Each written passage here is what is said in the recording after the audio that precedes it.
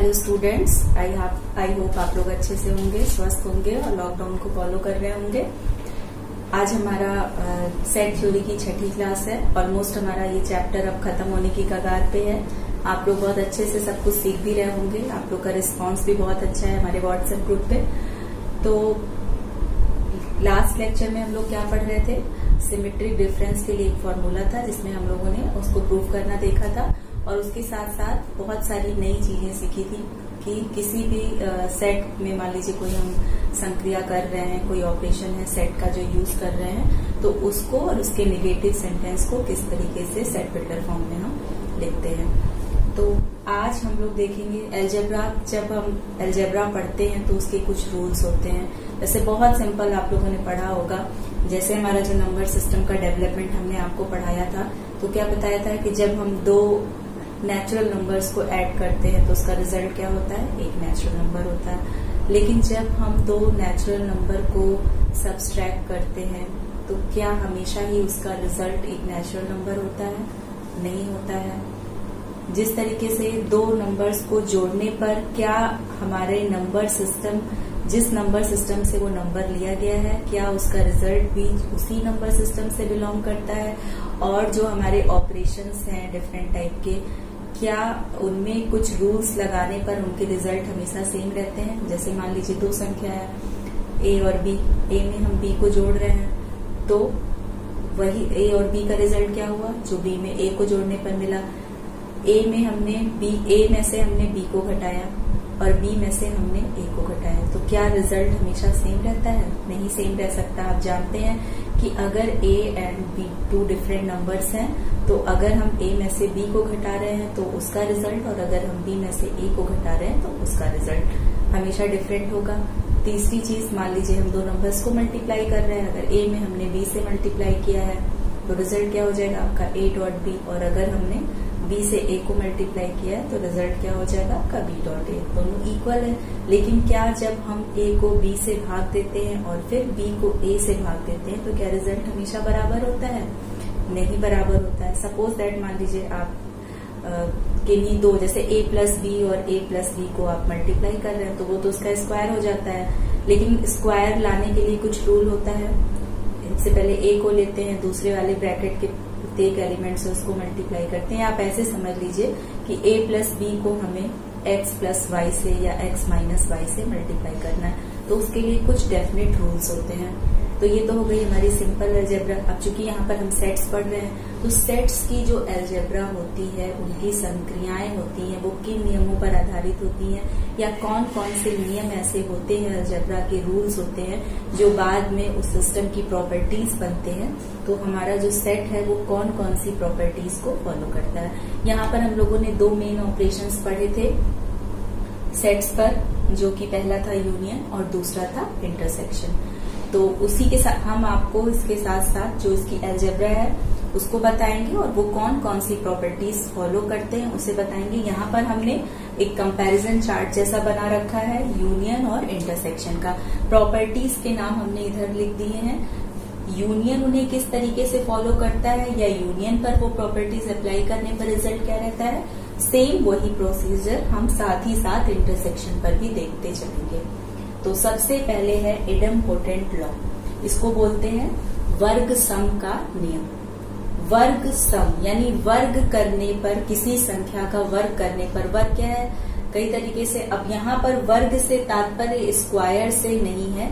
यहाँ पर सोचिएगा कि किसी नंबर में, मान लीजिए सपोज दैट 2, और ऑपरेशन है हमारा एडिशन, तो 2 में 2 को ऐड करना। अगर ऑपरेशन है हमारा माइनस, तो 2 माइनस 2, यानी कि सेम एक ही प्रक्रिया जो हम ले रहे हैं वो सेम नंबर पर अप्लाई करने पर उसका रिजल्ट क्या होता है, उसको हम बोलेंगे इडम्पोटेंट लॉ या वर्ग सम का नियम। अब वर्ग सम यानी कि अप्लाई करने पर, कोई संक्रिया किसी समुच्चय पर अप्लाई, यहाँ पे चूंकि हम समुच्चय पढ़ रहे हैं, सेट पर अप्लाई करने पर क्या उसका रिजल्ट सेम ही रह जाता, और अगर है तो ये तो बहुत इंटरेस्टिंग चीज है। तो इसको ये फॉलो करते हैं कौन कौन, यूनियन या इंटरसेक्शन, ये देखेंगे। सबसे पहले है वर्ग सम का नियम, यानी ए का संग या ए का जो यूनियन है अगर हम ए के साथ करें तो वो हमारा ए के ही बराबर रह जाता है। तो इंटरेस्टिंग चीज है। अभी और ऐसी कोई संक्रिया नहीं है, चाहे जोड़ना, घटाना, गुणा करना, भाग देना, हम उसके साथ कोई भी और संक्रिया करते हैं तो रिजल्ट सेम नहीं रहता है। लेकिन आप यहाँ पर देख सकते हैं, अगर हम कोई भी सेट लेते हैं, एक कोई भी सेट हो सकता है, कोई भी एलिमेंट कैरी कर सकता है, और अगर हम उसका यूनियन खुद उसी के साथ करते हैं तो रिजल्ट क्या होता है आपका ए के बराबर। क्यों? क्योंकि आपको मालूम है यूनियन का मतलब क्या होता है कि अगर हम दो सेट्स का यूनियन कर रहे हैं तो दोनों के एलिमेंट्स को लिखते हैं, और अगर एलिमेंट रिपीटेटिव होते हैं तो उन्हें हम सिर्फ एक बार लिखते हैं। तो यहाँ पर चूंकि ए का यूनियन हम ए के साथ में ही कर रहे हैं, तो जो एलिमेंट आपके ए में है दोबारा भी वही ए में है, दो बार आएंगे और हम उन्हें एक ही बार लिखेंगे, तो वापस से वो किसके बराबर रह जाएंगे? ए के बराबर रह जाएंगे। तो जो यूनियन की संक्रिया होती है या यूनियन जो होता है वो वर्ग सम के नियम का पालन करता है। Union follows the idempotent law. Intersection में आ जाइए आप। अगर हम ए का इंटरसेक्शन ए के साथ करते हैं, ए और ए में क्या कॉमन है? यानी कि हम अपने साथ अपनी ही चीज कॉमन निकालें तो पूरा सेट आपका ए भी निकल के आ जाएगा। यानी जब हम किसी समुच्चय का उसके खुद के साथ इंटरसेक्शन करते हैं तो रिजल्ट क्या हो जाता है? वो खुद पूरा समुच्चय ही खुद में कॉमन होगा। तो यानी A intersection is equal to A intersection A is equal to A. तो जो हमारी इंटरसेक्शन की प्रक्रिया होती है, operation of intersection, it also follows the idempotent law. तो आपने देख लिया कि यूनियन और इंटरसेक्शन दोनों ही वर्ग सम के नियम का पालन करते हैं। नेक्स्ट है हमारा कॉम्यूटेटिव लॉ।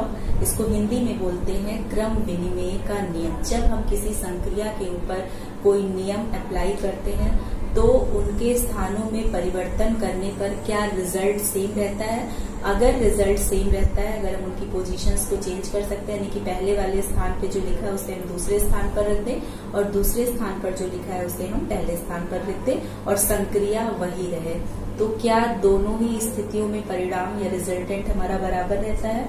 यहाँ पर आप देख लीजिए, जिस तरह से अगर मान लीजिए 1 और 2 है, 1 में 2 को जोड़ने पर हमें 3 मिल रहा है और 2 में अगर हम 1 को जोड़ेंगे तब भी हमको रिजल्ट क्या मिलेगा? 3। सेम उसी तरीके से अगर हम ए का यूनियन बी के साथ कर रहे हैं या फिर बी का यूनियन ए के साथ कर रहे हैं, रिजल्ट हमारा क्या होगा? सेम होगा।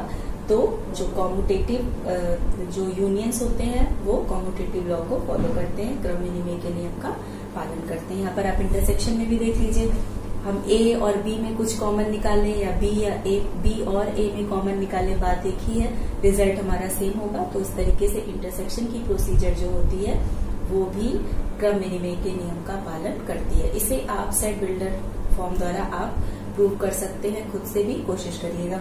नेक्स्ट है एसोसिएटिव लॉ, जिसको हम हिंदी में बोलते हैं साहचर्य का नियम। आप देख सकते हैं एसोसिएशन के लिए हमें कितनी 2 है तो डायरेक्ट कम्युनिकेशन हो सकता है, लेकिन एसोसिएशन के लिए हमको मोर देन 2 मतलब 2 से ज्यादा अवयवों की जरूरत पड़ेगी, क्योंकि हमको कम्युनिकेट करना है किसी थर्ड पर्सन से। तो पहले हम क्या करेंगे, उससे हमारा डायरेक्ट कम्युनिकेशन नहीं है तो हमको क्या ढूंढना पड़ेगा? मीडिएटर ढूंढना पड़ेगा। यानी कि हमने मीडिएटर से कम्युनिकेट किया, मीडिएटर ने हमारी बात थर्ड पर्सन को पहुंचाई। तो इस तरीके से एक ही चीज हम 3 के पास स्प्रेड हो गई। तो ए यूनियन बी, पहले हमने ए में बी का यूनियन किया, उसके बाद हमने उसमें सी को जोड़ा, या फिर हमने पहले बी का यूनियन सी के साथ किया और बाद में उसका यूनियन ए के साथ किया, लेकिन फिर भी रिजल्ट क्या होगा? A union B union C. यानी कि A union B union C में कौन से एलिमेंट आएंगे? वो सभी एलिमेंट आएंगे जो या तो ए में हो, या तो बी में हो, या तो सी में हो। कोई भी एलिमेंट छूटना नहीं चाहिए। सेम इंटरसेक्शन में भी सेम प्रोसीजर है। अगर हम पहले बी और सी में कुछ कॉमन निकालते हैं और बाद में उसका इंटरसेक्शन ए के साथ करते हैं तो रिजल्ट क्या होगा? अगर बी और सी के कॉमन एलिमेंट ए में भी कॉमन हुए तभी हम उनका इंटरसेक्शन कर पाएंगे। सेम यही प्रोसीजर है। अगर ए और बी का करते हैं बाद में सी का करते हैं तब भी रिजल्ट किसके बराबर होता है? A intersection B intersection C, क्योंकि अल्टीमेटली हमको क्या निकालना है? इंटरसेक्शन का मतलब क्या होता है? कॉमन एलिमेंट से होता है जो तीनों ही सेट्स में कॉमन हो। तो रिजल्टेंट चाहे कंडीशन ये हो चाहे कंडीशन ये हो, किसके बराबर आएगा? A intersection B intersection C के बराबर आएगा। तो जो यूनियन और इंटरसेक्शन होते हैं वो साहचर्य के नियम का पालन करते हैं। नेक्स्ट है आपका डिस्ट्रीब्यूटिव लॉ। इसको हिंदी में बोलते हैं वितरण और बंटन का नियम। जैसा कि अभी हमने आपको बताया था, सपोज दैट आपको a प्लस बी में मल्टीप्लाई करना हो x माइनस वाई का, तो आप क्या करेंगे, a के साथ पॉजिटिव साइन है, b के साथ पॉजिटिव साइन है, x का पॉजिटिव साइन है, लेकिन y के साथ में कौन सा साइन है, निगेटिव, यानी कि x और y आपस में निगेटिव के साइन से जुड़े हैं और a और b आपस में प्लस साइन के द्वारा जुड़े हैं, लेकिन फिर भी हम उनको मल्टीप्लाई कर सकते हैं, क्योंकि अलजेब्रा का, मैथमेटिक्स का छोटी क्लासेस में आपने रूल्स पढ़ा होगा। तो यहाँ पर क्या हम यूनियन और इंटरसेक्शन को एक साथ कंबाइन कर सकते हैं? जी हाँ, बिल्कुल कर सकते हैं। यूनियन का साइन जो होता है वो इंटरसेक्शन पे डिस्ट्रीब्यूट होता है। डिस्ट्रीब्यूट होने का मतलब है A union B intersection C की वैल्यू किसके बराबर होती है? पहले हम ए का यूनियन बी के साथ कर दें, फिर बी का ए का यूनियन सी के साथ कर दें, और फिर उन दोनों जो हमको दो नए सेट्स मिलेंगे उनका इंटरसेक्शन निकालें, तो वो A union B intersection C के बराबर होता है। ये आपका होमवर्क है। आप वितरण और बंटन के नियम को प्रूव करेंगे।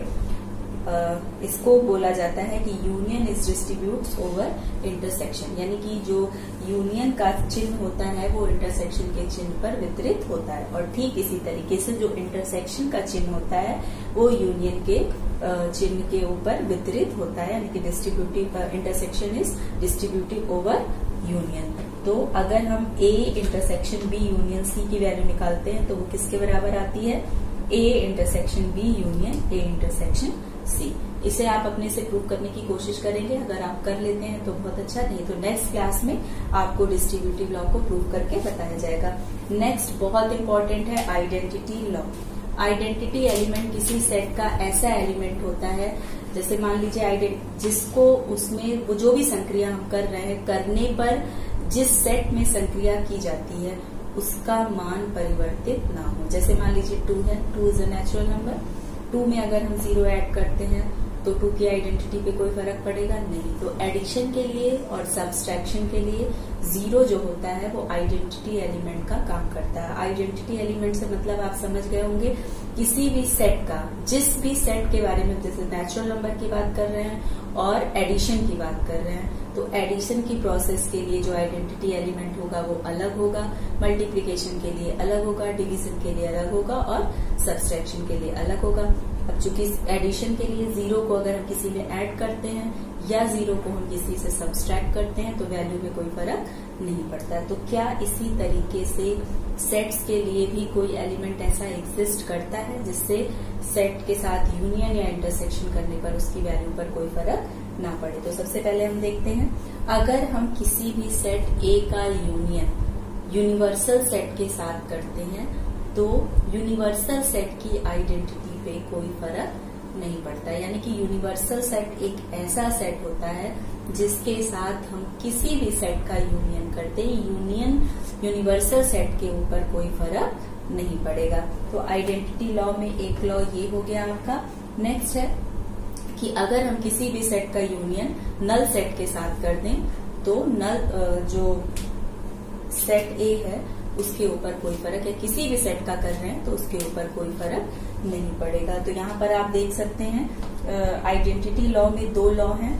अगर हम यूनियन सेट के साथ यूनिवर्सल सेट के साथ किसी भी सेट का यूनियन करते हैं तो यूनिवर्सल सेट की आइडेंटिटी पे कोई फर्क नहीं पड़ता है, और अगर हम किसी भी नॉर्मल सेट, वो सेट कुछ भी हो सकता है, से अगर नल सेट का यूनियन करते हैं तो उस सेट की आइडेंटिटी पे कोई फर्क नहीं पड़ता है। तो यहाँ पर जो है फाई जो है या नल सेट जो है वहां पर एज आइडेंटिटी एलिमेंट आपका वर्क करेगा, और यूनिवर्सल सेट का चाहे हम जिसके साथ भी यूनियन करें उसकी आइडेंटिटी पे भी कोई फर्क नहीं पड़ेगा। तो इस तरीके से हमको इसमें 2 पढ़ना है। सेम इसी तरीके से इंटरसेक्शन में आ जाइए।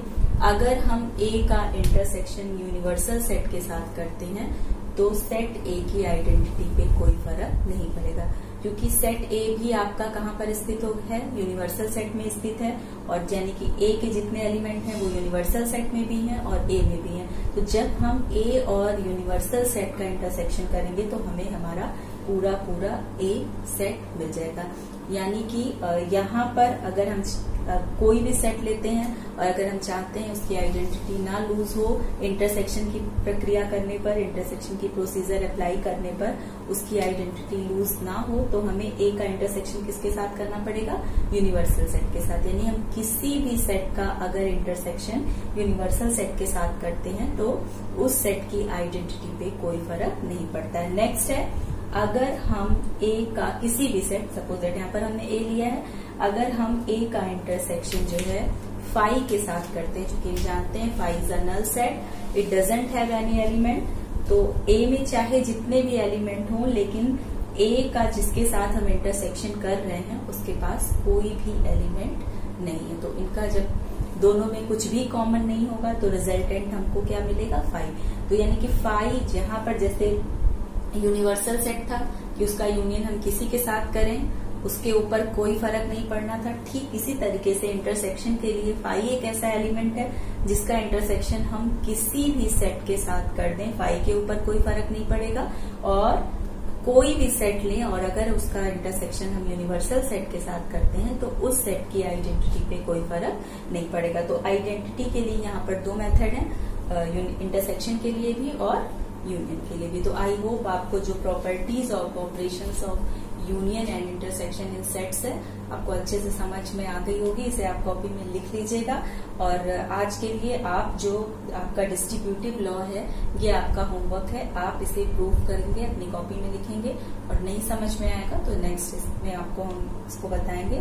और नेक्स्ट आपको पढ़ना है डी मॉर्गन्स थ्योरम, उसे आप अच्छे से पढ़ के इतना इसको आप रिवाइज कर लीजिए क्योंकि डी मॉर्गन्स प्रूव करने के लिए थ्योरम आपको इन सब चीजों की जरूरत पड़ेगी। तब तक के लिए सुरक्षित रहिए, घर में रहिए। Thank you.